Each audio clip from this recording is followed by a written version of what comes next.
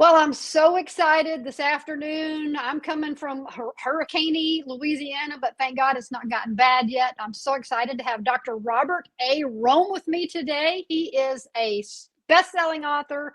He's a speaker. He is a human behavior expert. And we're going to talk about how to get to know yourself better and how to get to know others better, which is pretty important, right, Dr. Rohm? Absolutely. Thank you, Beth, for having me on. I look forward to us visiting together on this podcast or webinar. What is this? Well, it's an interview, so yeah. Interview. But so All right. I love the topic of communication because I believe that so many relationships break down because of lack of what I like to call complete conversation. So maybe you didn't quite finish it. Real tough conversations are hard to have. So, what have you learned in your 30 plus years of doing this that helps people realize that great communication is worth the work because it takes work? Yeah. Well, it's kind of two-part answer to that. The first part is understanding the person you're talking to. And in the DISC model that we use, the model of human behavior, if someone could envision a circle, we draw a line horizontally across the middle, and the top part represents people who are more outgoing, and the bottom part represents people who are more reserved. So if you're talking to an outgoing person, you need to talk a little louder and a little faster. And if you're talking to a reserved type person, you talk a little softer, a little slower. And it takes a little while to read that. I mean, you're not trying to label people or categorize them. You're just trying to understand them. Yeah. Then the second line we draw vertically from top to bottom, the left side's task oriented and the right side's people oriented. And a task oriented person enjoys doing things.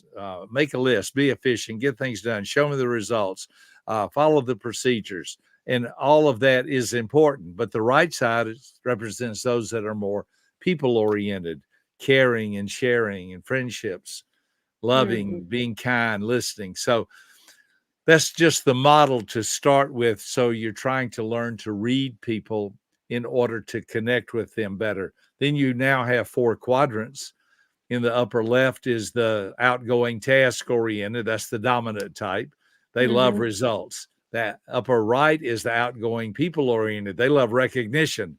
In clockwise order, in the bottom right is supportive type. They love relationships. And completing the circle in the bottom left, those that are reserved and task oriented are the cautious type, and they like to be right. So all four of those are different. So to answer your question in a nutshell, the first is you have to learn to read people. It's very doable. I tell people we all started laying on our backs in a bassinet or a baby crib, but we progressed from there by learning to turn over and get up on all fours and start waddling or rocking. Then we learned to toddle, and then we learned to walk. Then we learned to walk faster. Then we learned to run and water ski and snow ski and roller skate and everything else. So you got to start somewhere. I'm Yeah. a big believer in not labeling people, but understanding people. And there's the big difference. I So think there is a big difference in that. yeah. Yeah. So, like I said, there's two prongs. That's the first thing, and that's a whole training in and of itself. But the second thing's harder. And I have found in my lifetime, and listen, I have paid a huge price, both personally, professionally, financially, and relationally, to learn how to listen. I'm a professional talker. Put me up on a stage, give me 50, 60,000 people for 4 or 5 hours. I'm a right at home. But being able to sit down and listen has been a very big challenge for me. So that answering you in a nutshell is, if you want good communication, God gave you two ears and one mouth. Learn to listen twice as much as you talk. Right. So, and personality assessments have been a tool that have been around for a long time. We've talked about there's different ones. The DISC is obviously my favorite and your favorite. But I have a question about at what point your personality is solidified. And so you grow up and, it's by the time you're 7, your personality is formed. Is that correct? And from there, you choose character. Explain that to me, because I think that's important. That's a great question. I saw all 4 of my daughters be born, and if I had known personality information, you can see it at birth. As a matter of fact, I like to say that it really becomes somewhat evident by the time a child is 4 or 5 years old, maybe a little younger, maybe a little older. I was speaking at a convention, and a woman came up to me and she said, Dr. Rohm, I'm a pediatric nurse. I've seen 2,000 births. She said, you can see this in the delivery room. And I thought back at that time, my D daughter, when the doctor kind of patted Rachel a little bit, she looked over at him like, if I were you, I wouldn't hit me again, kind of thing. My second and fourth daughters are high eyes. And I mean, from the time they were delivered, they started screaming. I think they're trying to talk. My third daughter, Elizabeth, she's a real high S supportive type. And I remember when she was born, she went, I was there. She went, ah, and that was it. And I even asked the doctor, because she's our third daughter and I had seen 2 others. I said, is she okay? Because she didn't make much noise. She was very reserved. And he said all of her vital signs are fine. That was her personality. She's just been a supportive, sweet, soft, stable, steady, shy, status quo, sentimental, submissive type. And so I think there's 2 issues here. The first thing is, I believe we're born with our personality. It's just the way God puts we're created in the image of God, and he puts his fingerprints, his stamp on us. It's his prerogative to choose which personality we get. Everybody has some of all 4 of these: the dominant, inspiring, supportive, and cautious. But that leads to the second part of the question, is this: people get their personality mixed up with their environment. Let me explain.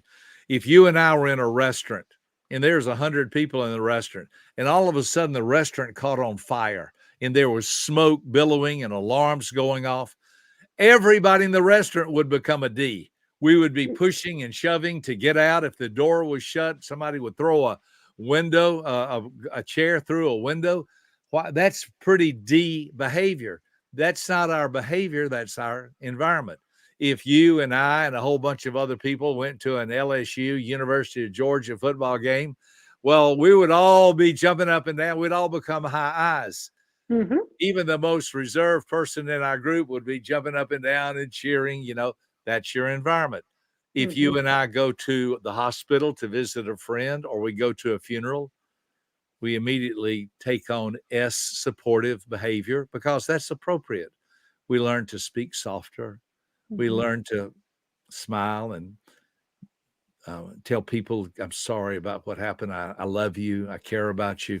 We take on that demeanor because that's appropriate. And then the fourth one, if you and I really learned this in Germany, costs $1,500 to get a driver's license in Germany, because the Autobahn doesn't have a speed limit. And so you have to go to school, you have to go to classes. They drive with one hand on the steering wheel and the other hand on the blinker. They kind of move with that all through the Autobahn. So again, and every once in a while, about every 7 or 8 years, I have to renew my license. I had to do it a couple of years ago. I remember I was sweating by the time I got to the DMV. Do I have my old license? Do I have my money? Am I going to have to take another road test? What time's my appointment? I mean, it was a very high C, stressful situation, because I wanted to pass it. So I think 2 things. Number one, your personality is a gift that you get at birth. And number 2 is you can develop it. You're never stuck. You get to learn and develop in personal growth. That's what personal growth and development is. If my wife, I spend most of my day in the C mode or C environment. My grandson calls it C world, but which I thought was kind of funny. But SeaWorld. Yeah. yeah, SeaWorld. I live in SeaWorld. And I can sit in my office and do emails and write and do things for 8 hours. Now that wears me out. And so my wife can look at me at the end of the day and she says, get in the car. We're going out to eat. She knows I need a different environment. So I would never tell anyone you're stuck with your personality. I would say this. My friend Dexter Yeager, years ago, he introduced me to 600 millionaires. I was at a big event. There were 600 millionaires, and Dexter wanted me to work with all their companies. And here's what Dexter said. I had never heard this, but I wrote it down as soon as he said it. He said, when y'all, and you'll love this, Beth, I want you to use it too. He said, when y'all listen to Dr. Rohm, you'll figure out real quickly that to him, personality is not a topic of conversation. Personality is a lifelong project. Wow. When he said that, as soon as I got off stage, I wrote that down so I wouldn't forget it. You see, your personality and my personality, we can talk about it all day. I'm happy to do that, but that's not the purpose of it. It's not a topic of conversation. It's a lifelong project. And I'm still working on mine. I know that. I'm still working on mine. So let's talk about how to solve those miscommunication issues, because, you know, you see things, relationships break down, people leave jobs, you know, people walk out of families based on assumptions as opposed to facts or emotions that are facts. What do you say to people to communicate clearly and do a better job? Yes, it's good to know the person that you're communicating with, but I think we've lost the art of complete communication in our nation. Text, phones, things, all those things, but very few people are great at seeing a conversation all the way through. What do you say about that? Because I think if we just, if I'm mad at my husband and he says something and I'm, and if I finally go back to him, I'm like, okay, look, what you said really made me mad. We're going to end in the same place because he's going to say, I'm so sorry. I didn't mean it like that. He's all D and I'm high I. But I got enough D in me that I can go to him and say, that's not going to work. And so we have to work to communicate completely so that we don't jump to assumptions that, our marriage is over kind of thing. So what do you say about that and how important it is to clarify and communicate all the way? Because I think that's a big deal. I can really tell you've got a lot of history and experience in communication, because that's the right question. I would answer it 3 ways. The first one, and I think this is the most important word in communication, and the word is expectations. I'll give you a good example. Let's say you and your husband, it's Monday, y'all are having dinner together, and you're thinking, I am looking forward to this coming Saturday because we need to clean out the garage. But you don't tell him that. You keep that to yourself. And he's thinking, I can hardly wait for Saturday because I'm going to go play golf with my buddies. So he's expecting Saturday to be a golf game date with his buddies, and you're expecting, but you don't talk about it. You keep it to yourself. Then Saturday morning, he gets up and he starts putting his golf clubs in the car, and you go, what are you doing? And he says, well, I'm going to go play golf. I thought we were going to clean out the garage. What are you talking about? I didn't know we were going to clean out the garage. I've been looking forward to this all week. The garage is a mess. I thought you would have noticed it. And yada, yada, yada. You know how often that goes. Yeah. That's why I tell, and primarily it's not just couples. Right. It's parents and children, and even bigger, it's in business. So here's what I would say to anyone. If you were running a department, if you were running a classroom, whatever you're doing, I know you do training. When you finish, you can say, now let me share with you what my expectations are. And I want all of you to share with me your expectations. And once you get expectations out on the table, everything is going to go smoother because now you're really communicating. And this goes on and on. I love to eat dinner early. I don't like eating dinner at 8 o'clock at night. It stays with me. I'm 75 years old. I like to have dinner at about 5 or 5:30. It gives me some time to walk or swim in our pool or do other things. So my wife also loves an early dinner. So both of our expectations are the same. We hardly ever have a problem. Now, watch, here's what happens. Sometimes we'll go out to eat, and the couple who wants to take us out to eat wants to pick us up at 6:30, and we know we're going to get there at 7, and we're going to have dinner at 7:30 or 8. Both of us don't want to do that. Now, rarely does that happen because we are mature enough to say, we would love to go to dinner with you, but we need to go early. When we went on a cruise, this is true. They have a 6 o'clock seating and an 8 o'clock seating. Yeah. 90% of the cruise wanted the 8 o'clock seating. The first night, I think it was me and my wife in the dining hall, and that was it. And they had, matter of fact, they even had to force some people to go to the early seating. So that's just an example. Now, if I like to eat early and my wife likes to eat late, we got different expectations, and vice versa.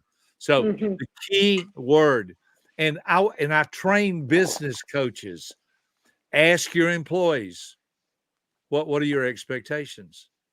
For instance, I want you to be here at 8 o'clock. Tell me what time you think you're supposed to be here. 9:30. Let's try again. My expectations are 8 o'clock. Tell me what. So all of that is under the category of expectations. But I told you there's 3 things. Now, these next 2 sentences, I spent years developing. Every syllable in these next 2 sentences is specific and deliberate. So you and I are talking about something, Beth, and then I say to you, Beth, could you say back to me what you think I said so I could be sure I was clear? Now, notice what I just did.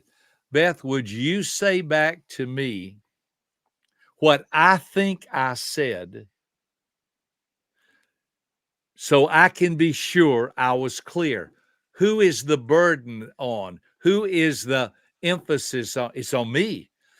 Here's what I didn't say. Beth, I don't think you're listening. So I want you to tell me what I just said so I can decide whether or not you were paying attention to me. See, that's just offensive and hurtful. But the first way is this. Beth, would it be possible, and even my voice tones, Beth, would it be possible for you to share back with me what I think I said so I can be sure I was clear? I had a professor who said one day in class, he said, if I say I had chocolate pudding for dinner last night for dessert, but I didn't have chocolate pudding, I had chocolate cake, I just misspoke. We've all done that, where we thought we said something, but we really said something else.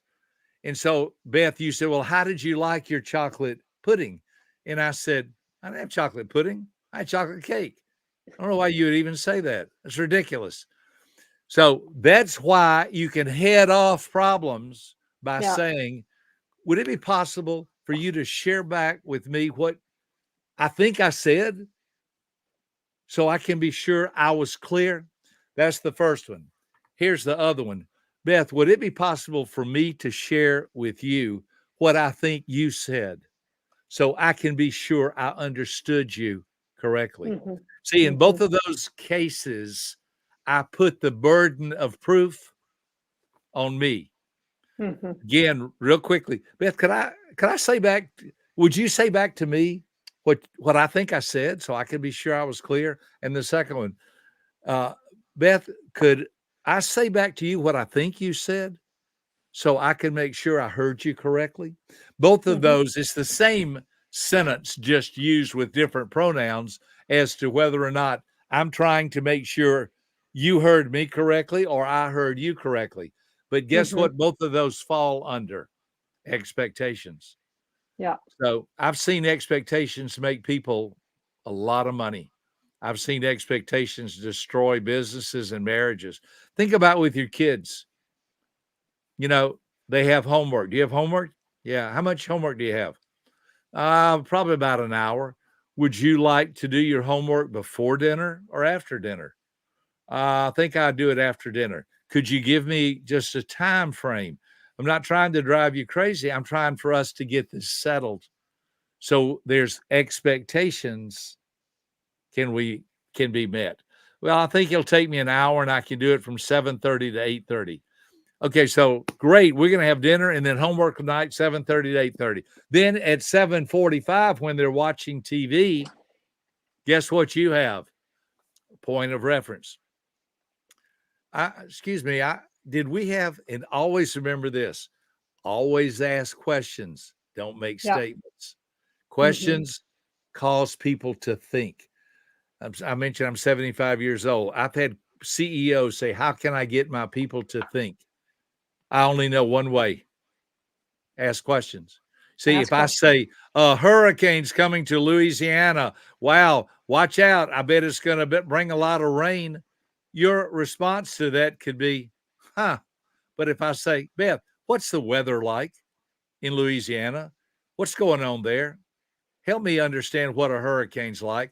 Then I go silent and let you talk, because that's the way you learn to listen, by asking questions. Yeah. So again, did I cover it clearly enough? Yes, basically you manage expectations and you clarify the conversation so that there's, you're not having miscommunication, which is what I find breaks down relationships at work and at home, because if you don't communicate all the way, assumptions are made, and then tempers, assumptions are usually made the wrong way. So let's talk about the Let me topic. one other thing, just kind of a PS to that. Your when you're talking about expectations and you're talking about most people, this is very important. Most people are not willing to put the emphasis on the right syllable. Now, let me explain what I mean. For those of you that missed it, it's the emphasis on the right syllable. I would encourage anybody. I have made people angry by telling them what I'm about to say, but I believe it's true. I believe it's right. And I believe it's the best way to communicate. Put all of your emphasis on the front part of the conversation, not, well, I thought, well, I thought you were, well, I believe, well, it seemed like to me, see, that's the back end. My admin, her name is Gina. Gina's so funny. She starts laughing because I'll be telling her something and I'll go over it 3 or 4 or 5 times. And when she first started working for me years ago, she said, do you think I'm not listening? Do you think I don't hear you? Years ago. And I said, I don't know, but I want to be sure I'm clear, because there's going to be a quiz at the end of my conversation so I can be sure I was clear. So if you and I were going to have a 10-minute talk, I'd want to spend about 5 minutes on the front end of it for expectations.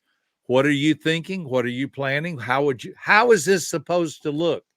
Stephen Covey, in his book, The 7 Habits of Highly Effective People, one of the habits is they see the end from the beginning. They see the end from the what? The beginning. You got to look at it at the beginning to see, what is this all about? So I think the 2 most dangerous words that ever come out of someone's mouth is I thought. And when someone says I thought, that means they did not have good, clear expectations. So again, put the emphasis on the front part, go over it. Let me explain it to you. You explain it to me. Now we're crystal clear. Now let's do it. And we will not have well, I thought, well, it seemed to me that all that goes away. Not one person in 100 is willing to do this. Everybody wants to hurry up and get it going and then find out, well, we got a problem. Houston, we have a problem. Yeah. We got a problem because we didn't put the emphasis in the right place. And I believe it's on the front end of the conversation. And the longer the problem, the bigger it becomes, because you've got the 2 people, the 2 personalities out, both trying to reach a conclusion, but coming at it from a different approach.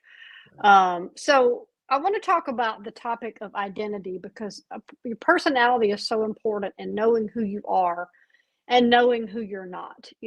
I'm a big believer that you have to really, everybody wants to know who they are, but you've got to let go of all the people you're not. Okay. You don't have to try to be everybody, but we're living in a world where people are constantly comparing themselves to other people. They're trying to do what other people are doing because it looks good on them or it looks good for them. But how do we just rest in who we are and the gifts that God gave us and step away from that? I have a book called No Hamsters in Heaven, that hamster wheel of always trying to be something that we're not, because that's a pretty difficult road to do. How do we rest in who we are and let go of who we're not? That's a great question. I would tell people comparing yourself to another person is a no-win situation. Here's why. It is. If I'm better than them, I'm going to be filled with pride and arrogance, and God hates pride and arrogance. If I'm worse than them, I'm going to be sad and depressed, and God doesn't want me sad and depressed. So it's a lose-lose scenario. If I'm better than you, I'm full of pride. If I'm worse than you, I'm depressed. There's a scripture that says they comparing themselves among themselves are not wise. It's just not a wise thing to do, to compare yourself. I'll give you an example. My mentor was Zig Ziglar. I worked with Zig for years in Dallas. Just travel with him. I was kind of like the warm-up act, and Zig was the main show. I would speak, and I sure didn't want to speak after him. I spoke before him many times. And, I'm not Zig Ziglar. I learned a lot from Zig. Some people tell me I remind them of him in the way I speak. I promise you, there's nothing inside of me that says, okay, today I'm going to try to do the Zig Ziglar show. I'm not Zig. I loved him. I admired him. Charlie Jones was another one, another great motivational speaker. I watched Charlie and I just loved him, and what a great mentor and personal friend. I'm not Charlie Jones. I'm not Les Brown. I'm not Brian Tracy. I'm not John Maxwell. There are a lot of great motivational speakers and trainers, but I do a Robert Rohm pretty good. And so I've learned just to be comfortable in my own skin. I would tell anybody, be who you are. Now, there's a PS to this. That doesn't mean you're stuck. That means PS is you can always learn and grow. Now, I'm going to throw a curve at you. I believe what I'm about to say with all my heart. In the Bible, Paul talks about spiritual gifts. Different gifts. There's some have the gift of teaching, some have the gift of exhortation, some have the gift of serving and organization. Different. I think there are like 7 motivational gifts that are spiritual gifts. Yeah, spiritual gifts. Okay. Now, and then in one place, I believe it's 1 Corinthians chapter 12 or 13, he says this: covet the better gifts. Or the word covet means to desire the better gifts. Now, that's all he says about it. Now, here's what I take that to mean. If I were to say to you, Beth, I don't have the gift of serving, so I'm not going to serve anybody, I hope you would think, that doesn't sound right to me. Well, I don't have the gift of organization, so I'm not going to be organized.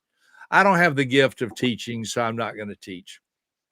I don't have the gift of exhortation, so I'm not going to try to build anybody up. I think all that's wrong.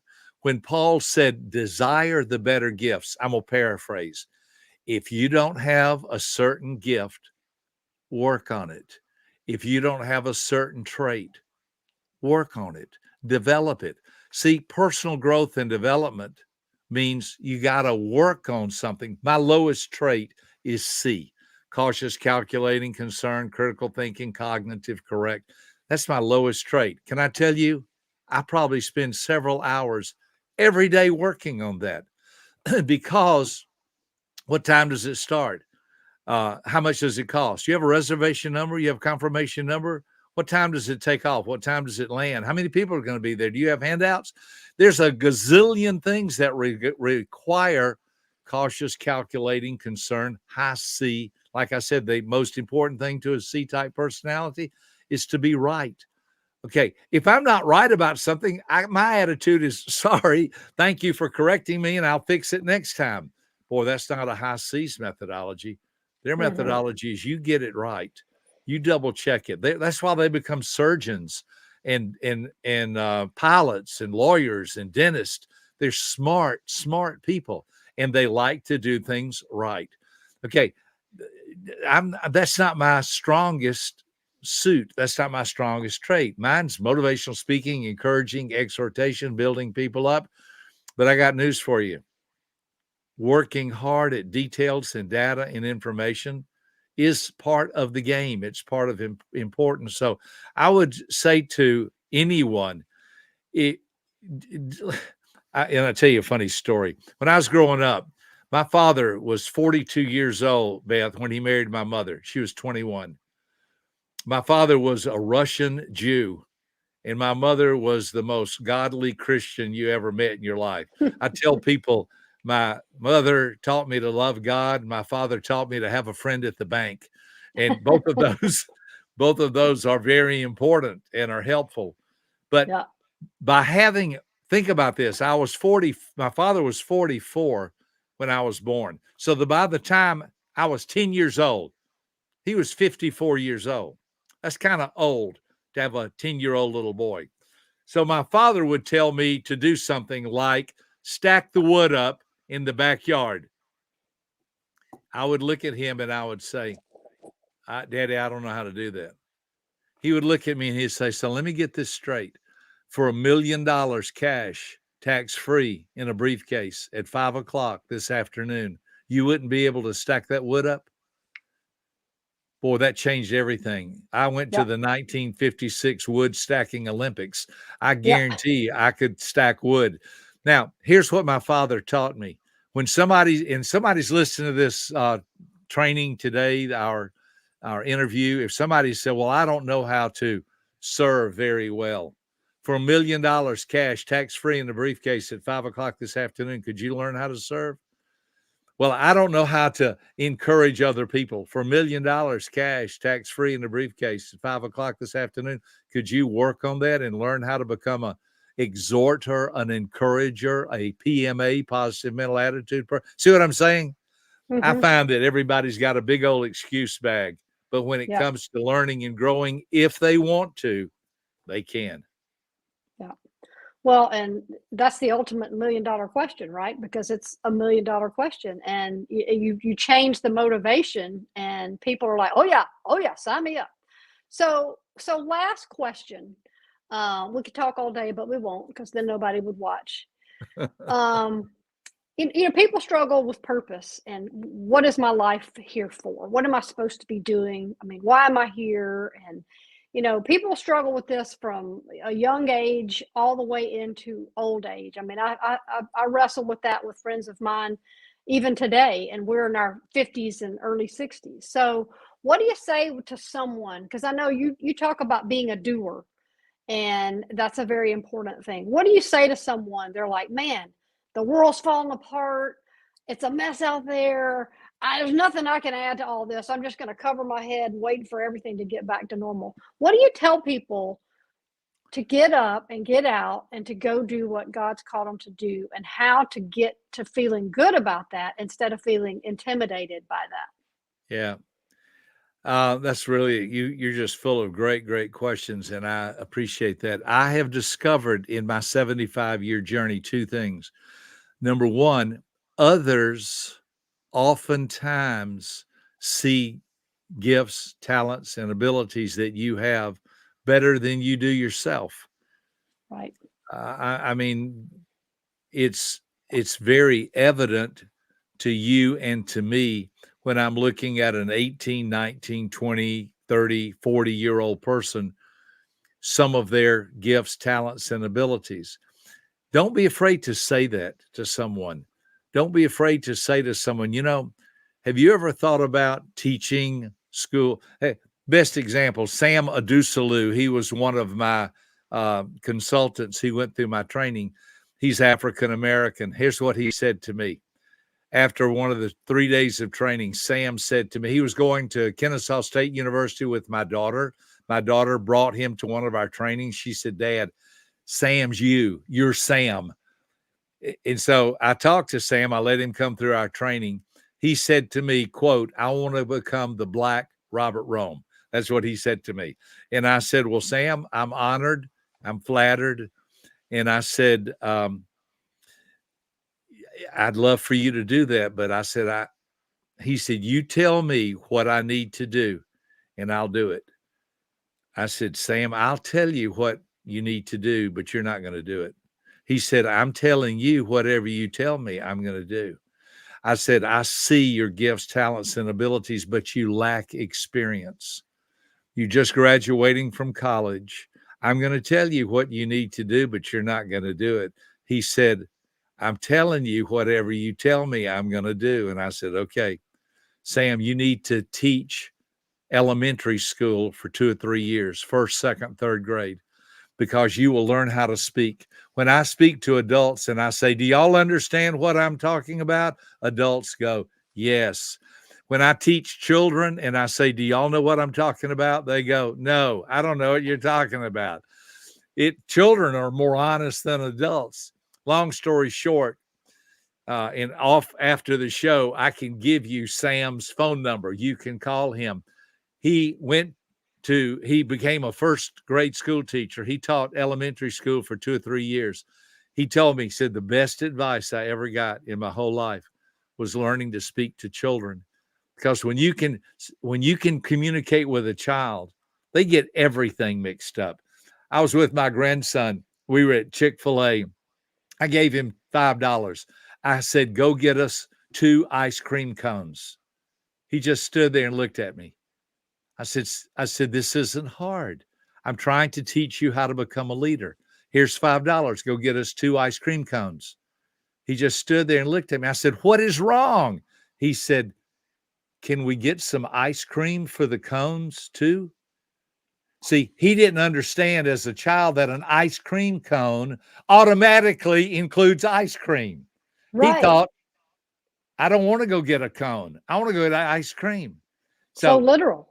It's so literal. 2 ice cream cones. I said, Sam, they come with ice cream. So you can tell them 2 ice cream cones and it'll be ice cream and cones. So anyway, learning to communicate is a lifelong process. But I would tell someone that first of all, look for other gifts, talents, and abilities that people have and share that with them. Share if they're a high D, boy, you would be really good at starting your own business. If you're a high I, you'd be really good at standing up and speaking and entertaining. If you're a high S, you'd be a great nurse. I tell high S's all the time, you're a natural born therapist because you know how to listen. Sure, you have to get trained, but S types make the best therapists. C's, you're going to make a great lawyer, airline pilot, a dentist, a physician, because you're smart. School was designed for the C-type personality. So that's one thing. And then the other thing is this, and Beth, I wish I had been on this soapbox a lot earlier. Even though I think gifts, talents, and abilities are important, the real secret to life and success is making wise choices. Yes. If a person has gifts, talents, and abilities, but makes poor choices, they're going to have a hard time. But if they have no gifts, no talents, and no abilities, but they make wise choices, the answer to you, they will be better off. And I'm going to show you something. You didn't know this. The answer to your question's around my wrist. I don't know if you can see this or not, but here's what it says. Just do the next right thing. The next right thing. Yeah. I give these out everywhere I go and we use them. That's my motto, because if somebody were to ask me, how do I find out what my purpose in life is? Here's how. Just do the next right thing. And if you do that all day, not the next best thing, not the next crooked thing, do the next right thing. It may be brush your teeth, put on your pajamas, and get a good night's sleep. But if you do the next right thing all day, you'll have a right day. Do that 7 times, you'll have a right week. Do that 30 or 31 times, you'll have a right month. Do that 12 times, you'll have a right year. And continue to do that, you'll have a right life. All that That's goes good. back to just do the next task that's in front of you. It may be your homework. I don't know who all is going to be on this call with your audience. It may be go to work and have a good attitude. It may be help my wife with the dishes. It could be my wife's not here today. She's gone to an event. She'll be home tonight. Just before this call, I cleaned up the kitchen and washed all the dishes. Because I want her to come home to see. She'll come home to cook dinner. I want her to see you got the kitchen's ready to go, sweetheart. I cleaned it up. And that's the next right thing for me. So I would tell someone, if you don't know what to do, keep doing the next right thing. And here's the punchline. You don't have to find it. It will find you. Yeah, that's so true. That's very well said. And yeah. Well, that's a great note to end on, because that's great advice. And you have many resources. Got your website ticking by. It took us a minute to get it right, but we got it just right. Thank you, Daniel. But you have personality assessments. You do keynote addresses. You have best-selling books. You have so many resources. So if anybody has questions on any, and keynote addresses on any of this, they can go to the website, reach out to you. You're out of Atlanta, right? Yeah, we say Atlanta. Actually, my wife and I live on a farm about 40 miles south of Atlanta in a small town called Griffin. Yep. It's where we both grew up, and we love Griffin. We have a Dairy Queen. We have 2 Chick-fil-A's. We have Walmart, Home Depot, and Lowe's. So I'm set. I don't need to go anywhere. You're good. You don't have to I'm go into good. Atlanta. Yeah. Well, that's good. Well, you've got 30 years worth of resources, and I'm so glad we could connect today, because I love to watch. And you've got tips of the day. You've got some great little short tips that, you can go through your website and see the title, and maybe that's a question you've got. Just go listen to them, because they're short. So those are really good. I've listened to some of those myself. So thank you. Yeah, we have thank that. you. We have a podcast. So what's on my mind is yesterday was our 100th podcast. So if somebody wants to listen to our podcast, I think 100, I really don't even know how to do podcasts, but I'm just doing the best I can. Yesterday, I was my best one. If somebody wants to listen to it, they can just go to any platform where podcasts. It's called Becoming Wiser. Yeah. Becoming Wiser. That's, I think, more than anything else, the thing I pray for, the thing I read about, the thing I seek. I just want to be wise. I want to be a wise person who has something to say that will encourage or bless another person. And I hope something I've said today has been a blessing to your audience. Well, it has been. It's been to me, and I'm sure it will be to the many that will listen. So thank you so much. I hope we can do this again. Look forward to it. I'm on my journey with the discs, so I'm sure I'll be back in touch and keep that train rolling. So, Dr. Rohm, thank you. Have a great weekend, and you stay safe. Don't let the hurricane wash you out to sea. Exactly. We won't. I've been praying it away. So thank you so much. And thanks to all your team for all their help, because they were very helpful. And I've enjoyed getting to know all of them at Personality Insights. So you too. Thank you. Thank you.